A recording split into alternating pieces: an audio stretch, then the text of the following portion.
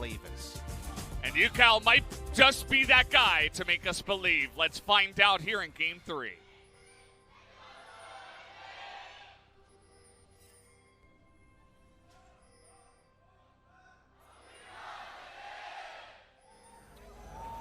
Alrighty, everybody in the audience as well getting real excited about this one. Get the cheer from both sides as Silas and Nautilus, very good at level 1, as is Lee Sin. So we're looking for the engage here. I love both sides of the crowd cheering. Summit's walking up. He doesn't know yet. Any details? Not spotted. Possibly was spotted going in, but we didn't have the vision toggle to know. Yeah, now they're going forward. And SANDBOX didn't put it down, or not SANDBOX, Afreeca didn't put down any wards, so. They're going for a late invade. Yeah. Seems like. They don't know exactly that SANDBOX went for this, but they did go for that one question mark ping. So they had the, if you notice, they have defensive wards bot side. So they would have known if there was vision coming in on the other side of the map. So it was one of those interesting scenarios where they had a vision lead on the enemy and they would know if there was answering vision. So it's just basically winning vision for SANDBOX at level 1. Afreeca's inability to pull the trigger means they don't get any deep vision at all. So Aatrox, who we didn't mention, but given the Jace and Lissandra lock-ins was flexed into the jungle, is going to be allowed to power farm, and for now, not going to be a counter. Take a look at Ucal's health. That is kind of 9.12 Sylos feels. As it's definitely an interesting pick into the Lissandra. Silas used to have the most obnoxious level 1 because his passive was so high value. You get 2 procs from the E, and you walk in, get a shield, and shove the lane, even though E is normally for gap close. Now E level 1 is nerfed passive procs and no shield unless you hit the champion. So it's just a world of hurt, and it does mean that Silas has been tuned down laning-wise in so many different ways. It's definitely an awkward feel, but shield. Yeah, you did get the shield, and both of them have Aftershock, so not the most exciting lane. Imagine a lane without Aftershock for both of them, where electrocutes are going off, and we have ignites come out and stuff like that. Not today. Not with Aftershock. And no Aftershock on Joker. So it's not the 4 Aftershocks, it's 5 Aftershocks with the OnFleek Aftershock that you might have expected. That's been the trend recently. It's going to be Guardian here, meaning that perhaps he will play more of a defensive role than the Aftershock that really makes the Rakan always be fishing for an engage. Ucal's not really that scared to go for engages. He's actually going to ski out of it after taking the trade. Now OnFleek hanging around, noticing Ucal's trend of going forward, but Ucal smartly here. Not going to make any mistakes getting too close, but with the lane pushing, I will have to take that back as the nice read on the flash. If Dove didn't flash, he might look silly and people in the chat would be like, oh, nice flash, buddy, but that was actually the next level ahead of the play flash by Ucal. Nicely done. You got to convince us if you're going to run this Silas. Would have been a very bad look if he went down, so happy that he went in there. From my eyes, it did look like the Dove flash was late, but Ucal read the situation well, so we will compliment him in that regard. Here are the summoners, the runes being thrown on the screen here. It's going to be Scorch from both top lanes. Summoner Airy from Kiin. Okay, so he wants a bit more oomph. We never see this, right? But it is going to be opted into, the extra oomph of the Summon Airy. Does confirm AP as well. Yeah. They're both got the Airy here this time. Not too uncommon from the Jace, as we are looking deeply into this bottom lane. Not too much action. We're looking for it before. You can see that Aiming has a nice little lead, but he's also pushing. This is where I want to see. Yeah. Everybody wants to listen to Lissandra scream the entire game. A Korean exclusive for a long time now. Yeah. Dread looking for a lane gank. Not spotted just yet. Senan's got everything up. We know he's very flash trigger happy. Kyle gets a good trade. That time the shield would have been there, even if it was off screen. And OnFleek spotted. Great time for a gank, but no openings for Dread on the bot side. Okay, here we go, the engage, but We have Dread nearby, looking for that play. The Ignite comes down. No Feather's going to root anybody, as OnFleek did have to come on in. But they do get that flash and heal away from Ghost, so a win in the Summoners at least. They even get another smart invade timing because they know OnFleek's on his Crux. Damn, they're getting so much value from this ward placed about a minute ago. Yeah, it's a fantastic ward. They got Senan now in the brush, and they're looking to turn this one around. The root now onto Aatrox. There's the plant, but he's pulled back, and it's denied by Senan, who flashes forward for that one. And meanwhile, Eamon's going 1v2 on the bottom side. Didn't even see that, as Dread now has the Q. Is gonna kill him there at the end, as there was no escape for OnFleek, even after he tried to flash away. They're styling and they want more. Senan here trying to tank this one up, and he will go down, but it is that win in the end, as the push will come forward as 3 kills go the way of Afreeca. And it's effectively a 3-for-0. There's not even any local experience for anyone to pick up because everyone's dead. Big moment there for Afreeca Freecs. They punk SANDBOX Gaming through vision plays, and that's a lot more bloodless than Afreeca's usual advantage. We watched the replay here, the deep ward. Another reason this comes off is the early deep ward. Senan is a monster flashing in to deny the blast plant. You have to flash in early, right? You got low attack speed. It takes a while for him to swing that anchor. Yeah. They come in here, they finish off the first kill. No extra auto like when Broxah went in with a ward jump, didn't have that up, but of course has the E in order to finish off the kill. Senan goes down, he's happy to tank, he dies to minions, no problem. Big moment for Afreeca Freecs. This is a replay here. We missed this. This of course, I want to see what happened during all the excitement. Ucal hit 6. And he found the extra engage. So I guess he was able to burst him down. Not 100% sure, as Ucal gets extremely low. I guess we just wanted to highlight that very close play in the mid lane. Trade was largely about the ult advantage. Just wanted to look at that one. OnFleek's mid now. Ult advantage.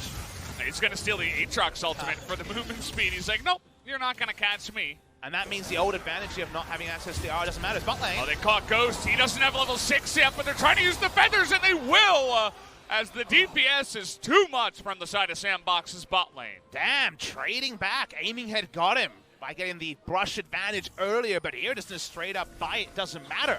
There's no level 6.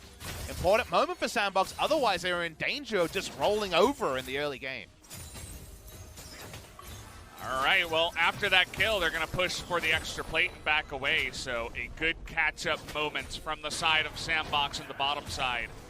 Aiming must have felt like the extra level was going to be enough. He used his flash aggressively to force that to happen into melee range of Isaiah.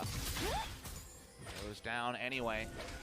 Dread lying in wait here. It just feels like the action never ends. It really doesn't. It really doesn't. Okay, maybe it does. He missed his cue. It's because we said it was never going to end. Cast a curse. Yeah. But the action when it comes to objectives continues. They're on the Rift Herald. All with the information to SANDBOX, but they know with Zyra Khan in base, this is not a timing they can end. Yeah. Not the Rift Herald, but the Infernal Drake will go the way of Afreeca. And it's just a great response. Gripping up S4 when you know the bottom lane is going to back.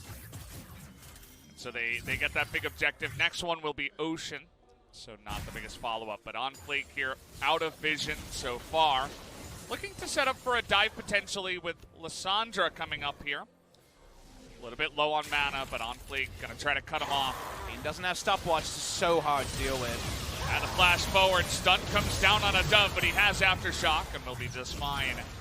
The 3-man dive will work out for them in the top lane. Flash there was to reposition to threaten damage, but also try to AoE with the ult down the minion wave to make the dive harder. It doesn't work. Kiin goes down. Bot side, Afreeca making a answering play, though. We're going to see some turret plates cashed in. Maybe a bit of a race here, even as 3 members in the top side trying to push it down as fast as possible. Chains of Corruption going to go wide, but they find that ultimate from the Nautilus. Still trying to get Joker with a double knockup. Should be able to trade 2 as Senan was tanking for a long time and not able to really get in there. And so Summit being there with the TP will save the blushes, as 2 members for 1 is the trade in favor of SANDBOX. Aiming sticking around, though. He's not giving this one up. After his mid lane, tried to go ultra aggressive. He was trying to be a budget Aftershock Rakan of his own by going in for the engage there, but was turned around. Nicely done by Ghost and Joker to get the 2 kills on the turret. Gonna see the replay of how this all happened in real time. After one arm misses, they don't CC both, and that means they don't force out the Feather Storm. The extra damage and the TP down by Jace was why they could turn happily onto the Sylas and take him down. And now we're sitting on a 3-0 Jace for Summit. This guy was banned out from his Jace in Game 1, and was banned out in Game 2, first ban on blue side again by Afreeca over SANDBOX. And now they let it go through, and now he's sitting pretty so far, so we'll see if he can be the carry from the top lane in this game. Interesting build path, too. Looking for a Black Cleaver Rush on the Jace. When you're against a summonary Kennen, you would just assume it would be some lethality, right? He's going to go more of the team build, at least as the first item. He's against a lot of Aftershock and frontline, so it seems like he looks at the game, he looks at how the enemy team plays and says, we're probably going to be fighting and skirmishing a lot, and does go the way of the Black Cleaver in order to amp up the Aatrox and Xayah damage. Yeah, gotta hand it to him. Definitely a good read here. And once again on Vision, Afreeca flexing their muscles, saying, come at us, bros. You know what? SANDBOX are very likely to oblige. Yeah, they like to fight, I hear. And I've heard before, but Ghost very far back in the base, so it is going to be a 5-on-4 to the side of Afreeca, but we're still going forward. They're trying to burst down the Aatrox, but they will, but a 3-man knockup going the way of SANDBOX, but can they follow up? The answer is no, as that's generally how 5v4s go. The 2 kills go in favor of Afreeca, and they also get Shelly. And if you're gonna posture, you better be sure you have all your tools in place, and Xayah was the only champion not to be there. Afreeca must have known the recall timing and known that aiming walking up could not be responded to with Ghost, so they're gonna get a nice little truckload of gold from this. No mid lane turret, 3 plates almost instantly. Certainly an interesting decision from the side of SANDBOX to stick around, especially with new Aatrox. As more fighting. Who could have predicted this? As Joker taking a ton of damage, TP coming in, and now Senan trying to save his ally. Will not be able to. Well, he saves his ally, but he can't save himself. We're still not done, Valdez. Okay, trying to get on top of Summit here. Double knockup, and the Q goes wide, and he's turning it around on a Kiin, but the stun comes in, and it looks like there are enough minions to help him out. So the 2-on-1, and Alvin in the mid lane again.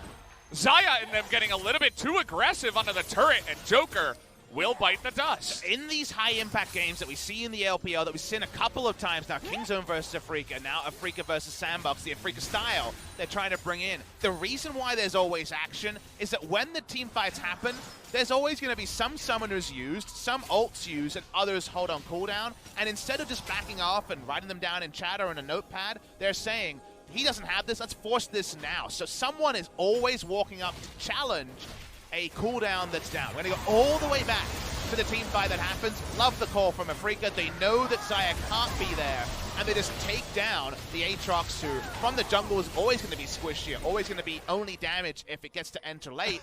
He goes down first, and then there's so many other skirmishes and fights forced, as we see, and as we see in the picture-in-picture. What a great bug.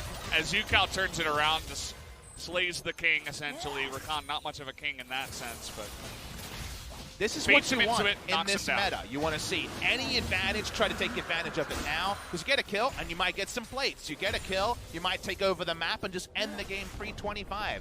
This brawling, it's both Fiesta by old standards, so 2017 Fiesta, but required by 2019 standards, and that's why it's good to see. It's not all informed and perfect, but it's the right general play style for Korea to move towards.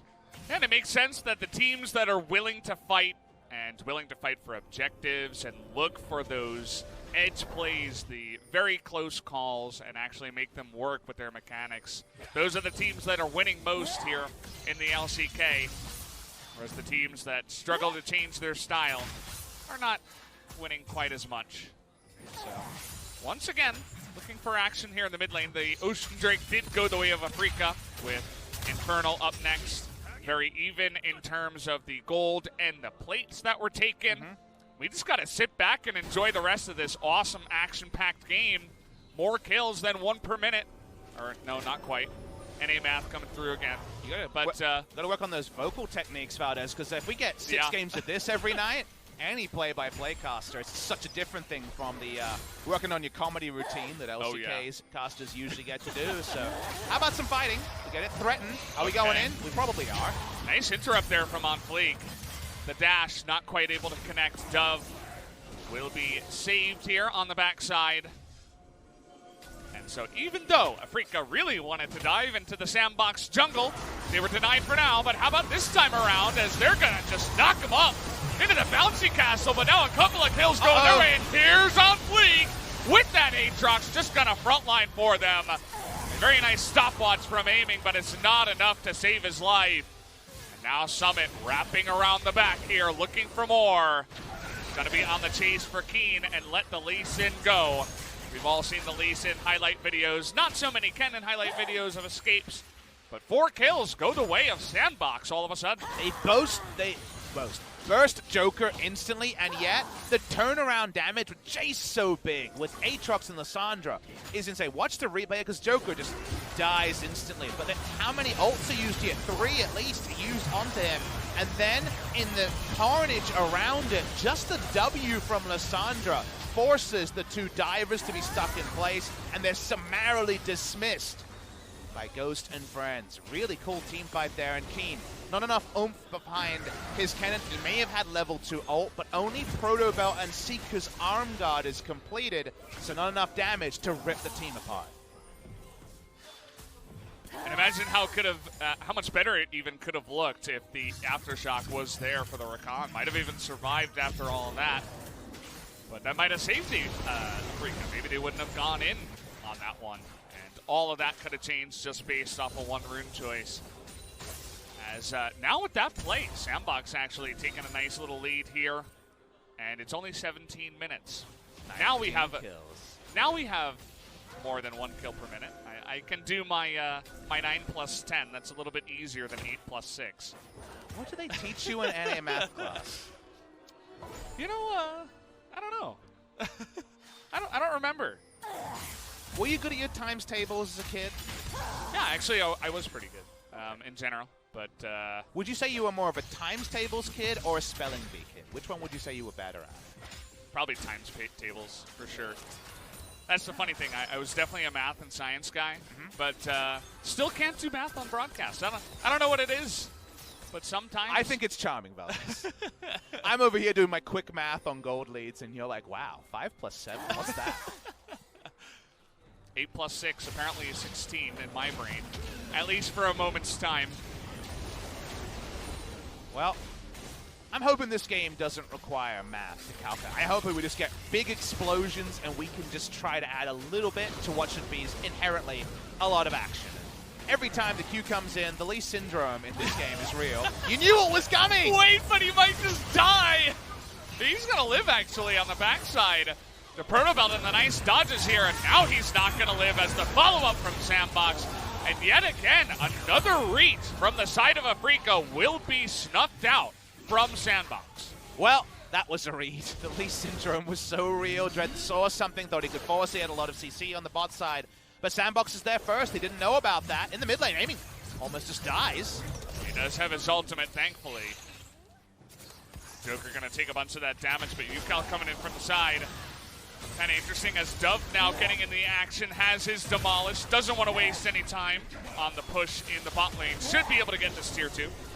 Kiin has only been able to add Sorcerer's Shoes to his build. Still doesn't have that zone. He still doesn't really have an ability to dive. And while this game has been action aplenty, I want to take everyone's attention, take your mind back to the draft, where the Aatrox into Xayah Rakan forced a super conservative pick. They had to pick something, so they had 2 picks after. They had no information revealed about where Aatrox is going, and they knew about Xayah Rakan. They had to take something, Valdez. The most conservative champ is that cannon, and the cannon's been hunted this game, and really, for now, can't put out too much. Getting the replay around this play. Dread went in thinking he saw something that wasn't there. SANDBOX able to make a nice move. 사일 높을 사일 높을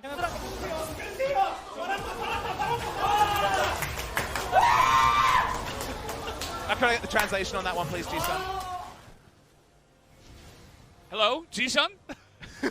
Are you there? She's playing back the tape. She's like, I think it's a nice ooh. Joker was spamming okay. He's like, okay. And killed them all. She's unnaturally translated. We didn't need that one. We were kidding. Joker's, he's a real brutal fella. He really just wants to kill them all. In the game, of course. And, you know, it was his flank from the left side that actually allowed that follow-up to come through, as Dread was going to get away if the Recon wasn't there. You know, usually I'm a man of my rotations, and my smart vision. Kind of just want to see some more fools get back into Mortal Kombat, you know? Yeah, I mean, it's kind of spoiled us so far, right? But let's talk about the place setting for the inevitable fight. Vision. The vision here, the line is, the river is controlled by SANDBOX. They have a lot of deep vision as well. Afreeca really want to just press their R buttons on someone, kill them, and then reset. That's how they want to start a team fight. That's so hard to do when you need to hit, you know, depth charge is pretty short range. The Varus ult, skill shot, and again, on the shorter end of the range. Right now, Afreeca's actually being stifled, so when we do get that first inevitable fight, it does feel like it's going to be max range Q engage from Lee Sin.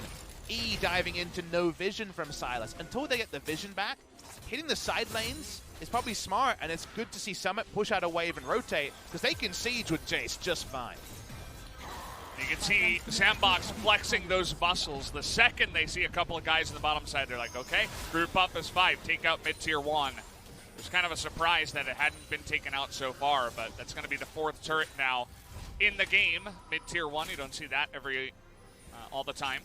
I still have bad memories of Kingzone versus Jin Air on Wednesday, where it was the 38-minute mid lane turret or whatever it was. Insane. Yeah, good game you guys got to cast. It was there. interesting. Not necessarily bad, just very interesting, very non-stat. Now Dread's here, he's going to try summon again. And it's not only Dread, it's the big Nautilus guy in the backside, as even TPs are coming in, as everybody wants a piece of the action. But you can see that they want to push down mid lane with this one, as double stace is coming through from Dove.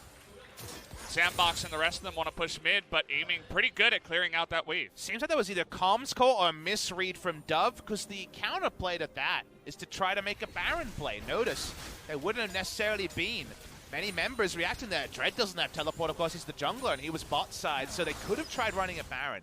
Let's try and think about this in terms of what SANDBOX could have done, because the moment Dread is here, obviously, the Jace is going to die. When is the TP summon? Chosen to be summoned now. They're all in range, and there's assist pings on the Baron, but it's an ultra split call from SANDBOX, where it feels like the punishment should have been Baron. Man, something about zooming in cameras is causing very interesting Lissandra bugs. Lissandra just wants attention, man. She is very loud, not only with her voice, but with her particles. They're all over the place. She's obnoxious. Yes. Obnoxious champion. And we're not even talking about point-and-click hard CC. We're talking about shouts a lot. Yeah. I feel like everyone at some point in their friend group have had a friend kind of like Korean Lissandra. You mean like Ucal? he kind of does that, you know. He gets hyped up. Have you had a Korean Lissandra in your friend group, maybe at school, maybe afterwards, where it's always kind of, what about me? Yeah, I mean, of course. There's always one of those in any group. Not necessarily screaming their lungs out for no reason, but... proverbially screaming. Yeah, in one way or another. Well, so far, mostly positive inroads to return to Lissandra. It is kind of the nerf crew in the mid lane with Lissandra versus the Sylas, but Sylas got the more recent punch back in the face. So SANDBOX, feel like, again, maybe they're not proud of their counter TP bot lane that gave over a secondary kill. The map is still theirs, but it's starting to become a little bit more Afreeca can creep forward. Where do they creep now? Because the Infernal and the Baron are up, and Afreeca go for the conservative choice, which is, we know you're on Infernal, let's try to at least get Baron Vision. Baron Vision and a bit of damage on the top tier 1 and stuff like that, but now with double Infernal. We all know what SANDBOX wants to do, and that's Siege. They're just going to sit here in the mid lane and say, we dare you to fight us with Sylas top. Without TP, they've got to know that as well. SANDBOX moving as a unit, looking a bit more fluid, especially with their map control in this game. That to be pretty conservative. Nautilus can't just clear vision and place vision very fast with his insanely low base attack speed, so Couldn't even clear the control ward, but gets the spotting ward. The Dove will not be sweeping. Okay, so the spotting ward is actually a little bit further away from the entrance to the Baron. You won't see people DPS in the Baron and kiting away the spit, but you will see them entering the pit. And that's the most that apparently Senan thought he could actually grab. Back away and item spikes. They're always something to talk about. Amy has gone for a single target build. Doesn't have the Hurricane this time. He's gone for a nerfed Rage Blade here, and maybe even the Bloodthirster or the, depending on, I guess, Gold, Guardian Angel going to be the pickup here. So a lot more single target, a lot more conservative. Understands that a lot of people have got his name on their lips and want to chase after him. So kind of understandable choice there. Meanwhile, Ghost is gone for the IE second up. Essence Reaver, attack speed coming in soon. And there's just a cavalcade of black cleavers around the ring. We do have a lot of them here.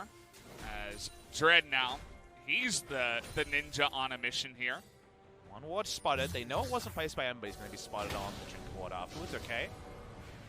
Seen a lot of big side engages from just this brush. Red side champions engaging from there. Usually Rakans.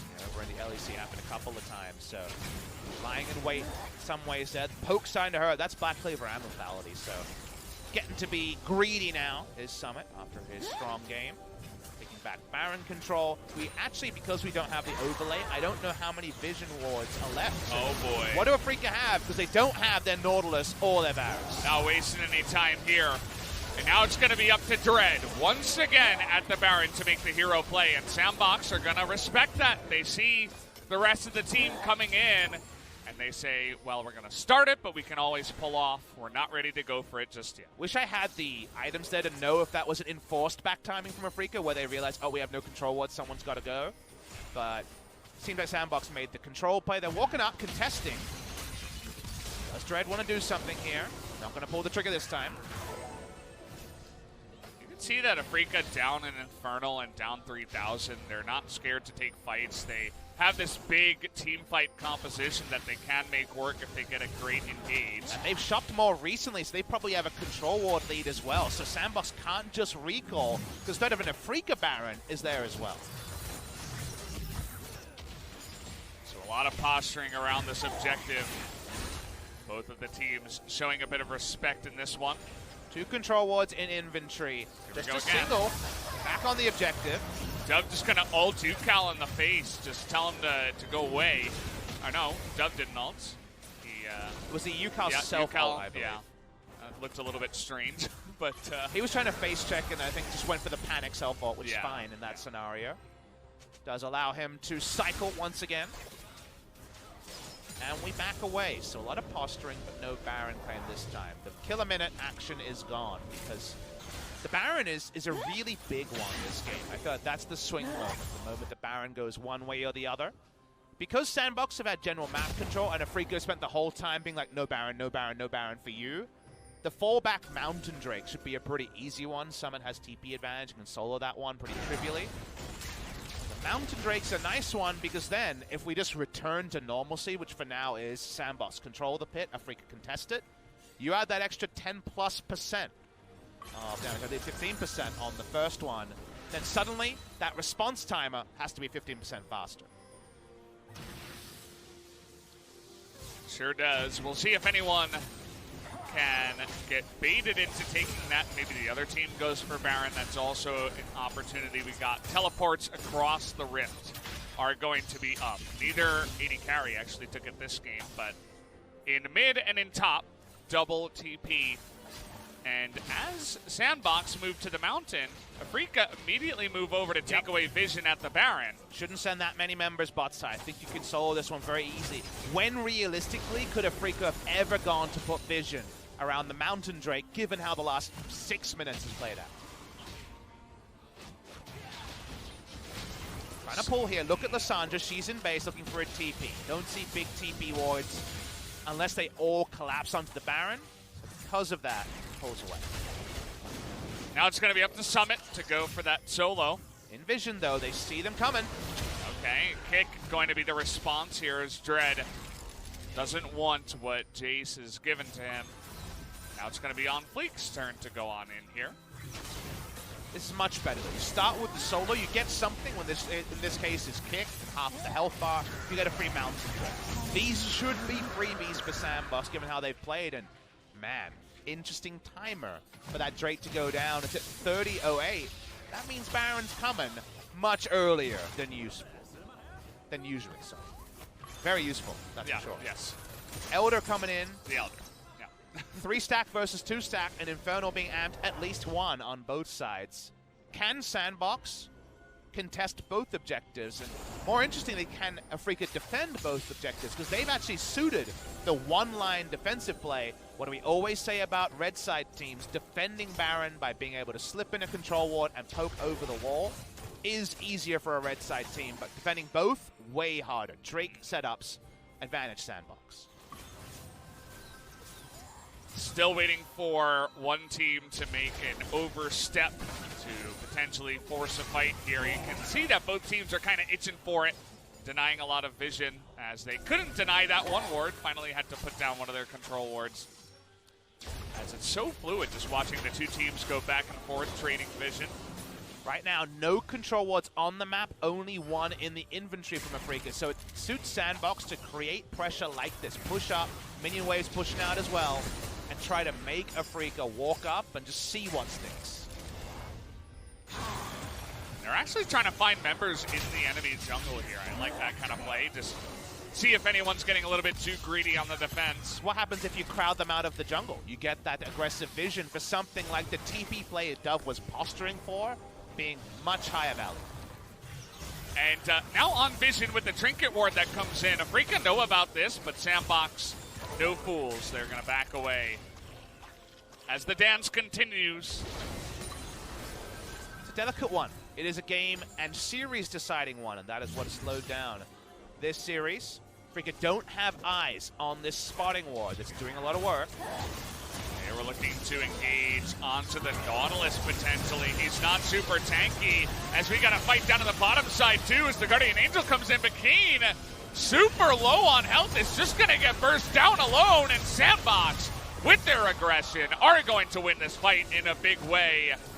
Another TA here onto aiming. His is going to be blown as well as Afreeca get totally routed by the side of SANDBOX. Even Ghost here looking for the play onto Ucal, who's going to try with the feathers and the Kingslayer, but it is not enough. That will be 4 kills in favor of SANDBOX. The epitome of something's got to give. Dread's looking to assassinate Ghost. Okay, the kick comes in, and that's going to be easy.